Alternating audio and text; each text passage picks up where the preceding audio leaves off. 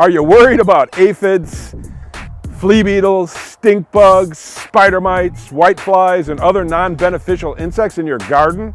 Then stay tuned, because this episode's for you.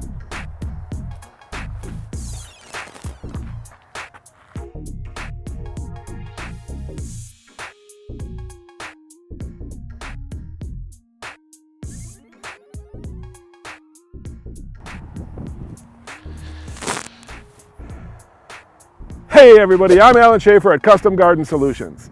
In today's exciting episode, we're going to talk about why, when, where, and how you should use insect netting to protect your plants from insects. First of all, insect netting is not a replacement for good gardening or farming practices. Good gardening and farming practices include things like proper watering, developing your soil and improving it, plant placement, plant nutrition, disease identification and remedies, and many other practices that are covered in other episodes on this channel. If you do all the good gardening or farming practices, then in most cases your need for insect netting may be reduced. In that way, an ounce of prevention is worth a pound of cure. But often insect netting is just about the best solution to a healthy, thriving garden. So some of you might be saying, "Hey Alan, why not just spray diatomaceous earth, insecticidal soap, neem oil, or other product on your plants for insect control?" Well, those are all fine organic options, but I prefer to use them as a last resort or in addition to insect netting. If insect netting controls the insect pressure, then you save time, money, and energy not having to use all those other products. And again, insect netting is not a replacement for other good gardening or farming practices. So studies have shown, and my experience has proven this out, that healthy plants suffer significantly less pressure and are subject to significantly less damage than unhealthy plants. The same is true for plant disease. Healthy plants are subject to significantly less disease and are subject to significantly less disease damage than unhealthy plants. Healthy plants have defense mechanisms to insects, much like humans' immune systems have defense systems against disease and sickness. Most plants can handle a small amount of insect pressure, but my number one goal is to grow food in a way that maximizes nutritional value. So I try to reduce insect pressure because I want the healthiest plants I can get. If even a very small amount of insect pressure reduces my plant nutritional value, even a small amount, I'm not happy with that. The food I grow is sometimes almost twice as nutritional as the same food sold at Whole Foods or other stores, and I do not want to hinder that by my plant becoming weaker from even the smallest amount of insect pressure. Insect netting is a pretty simple and easy to understand concept. So when do you want to use insect netting? Everything to do with context.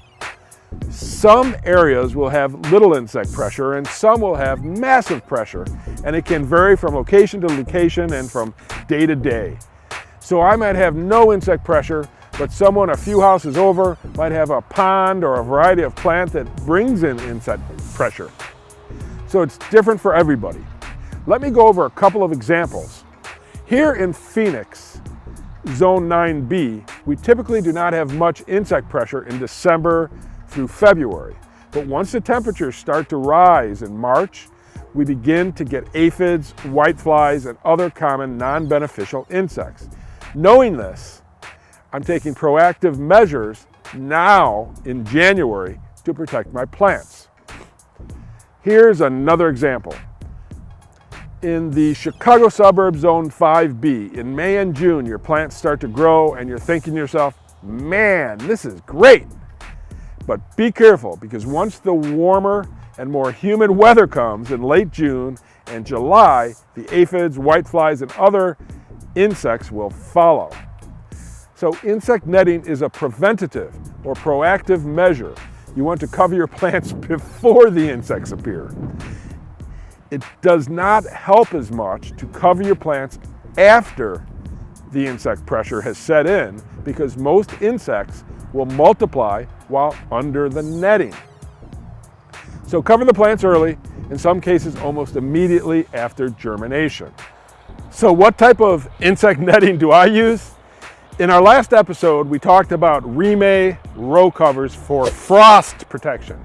And Remay will work for insect protection. But when the warmer temperatures happen, the Remay may heat up your plants too much and cause them to bolt, go to flower, or otherwise stress and damage them. So I use ProtekNet Exclusion Insect Netting. This roll is just under 7 feet by 164 feet long. It allows 90% of light transmission, so it does offer some very light sunshade, which is good since I'll be covering broccoli, cauliflower, spinach, kale, lettuce, and other cool weather crops, which I prefer to keep under 75 degrees, which may be hard to do here in Phoenix in March and April, so a little sunshade will help. And a little side note here. Broccoli, cauliflower, spinach, kale, lettuce, and other cool weather crops will just taste better, usually sweeter and less bitter when grown in lower temperatures. I like ProtekNet because it's easy to work with, reusable, and durable. I'll use this netting for many seasons, and it's UV protected so it'll last a long time. It has ripstop, which means that if it gets a hole, it'll not easily continue to tear. It's easy to place over your plants and easy to remove. Here are the insects it helps to control: aphids, armyworms, stink bugs, cabbage root flies, carrot rust flies, corn borers, mites, flea beetles, leafhoppers, leek moths, nymphs, onion maggots, sawflies, squash bugs, midges, thrips, spider mites, and whiteflies, to name quite a few. So here's what the ProtekNet looks like. It's almost like nylons, but it's kind of hard to rip. I don't know if you can see that. And you can see through it, like I mentioned earlier, 90% light penetration or 10% shade. You could use it to rob a bank, maybe, and it lasts a long time. So it's not the cheapest stuff, and I'm not sponsored or anything by Dubois Agrinovation, who provides this, but it just works great, and I just want to give that tip to you. As far as tools in the garden, like I said, this isn't the cheapest stuff, but it's going to last a long time. So over time, it's probably the most cost-effective netting that I feel I can get. If you have a job to do, make sure you're using the right tools.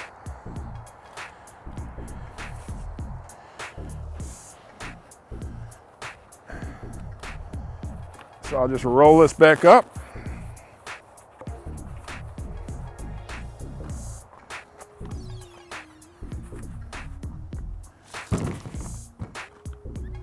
We'll be all set. All right, so let me get the ProtekNet Insect Exclusion Netting in place.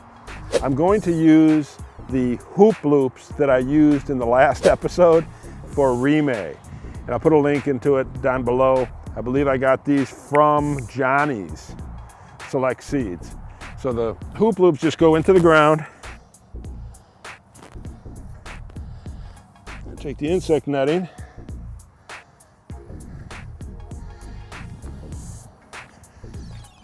Just pull it over.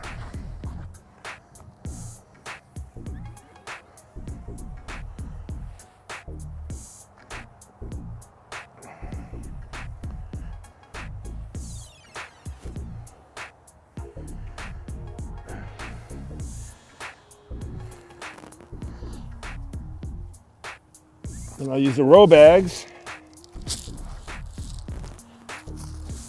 to hold them in place.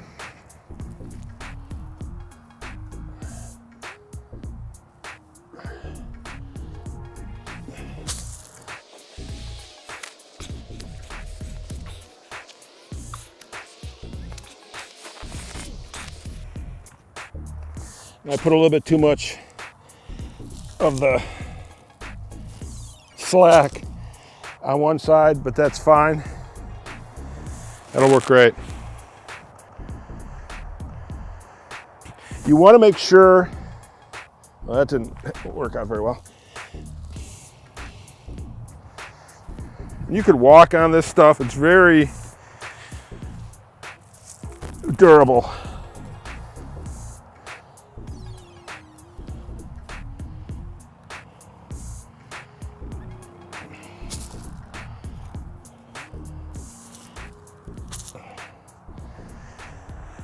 You want to make sure that, like for the broccoli that I'll do a little bit later, that it isn't touching the netting. Really for any plant, broccoli just is growing a bit higher, because the bugs can land on the outside on the netting and lay their eggs. So you just want to make sure that your plants aren't touching the netting if you can avoid it. This is some lettuce and turnips. It's not going to be that big of a deal. In fact, I'm really going to pull this tight from the end.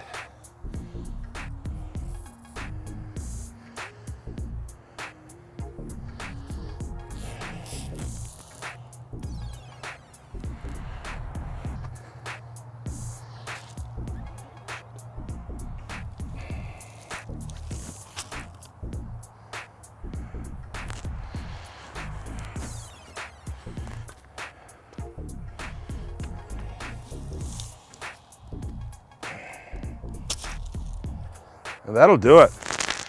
That's good enough. It's not going anywhere.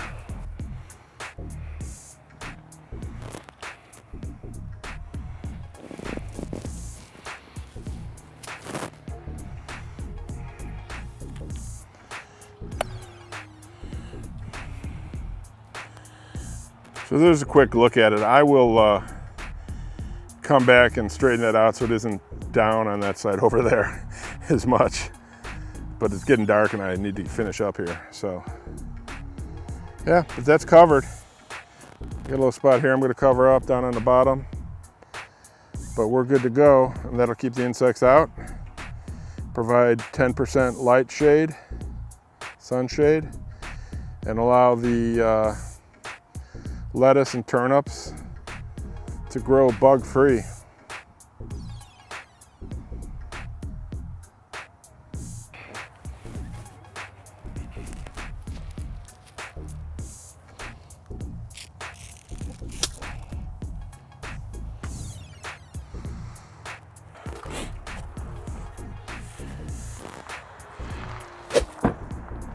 I'm Alan Schaefer at Custom Garden Solutions. Our channel is all about helping you grow herbs and vegetables and all kinds of cool garden stuff so that you can live a healthier and happier life.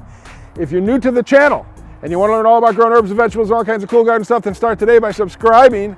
And so you don't miss anything, make sure you hit the notification bell, because you never know what I'm going to be doing next.